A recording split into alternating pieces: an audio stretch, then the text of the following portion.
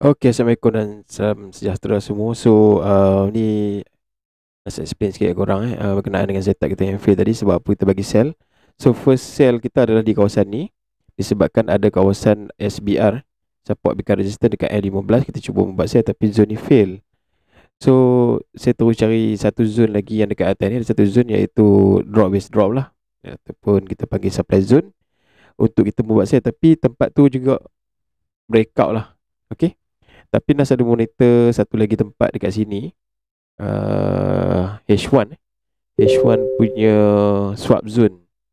H1 punya swap zone dekat sini, demand, yang mana demand ni breakout ke bawah, jadi dia bertukar menjadi swap zone lah, daripada demand jadi supply.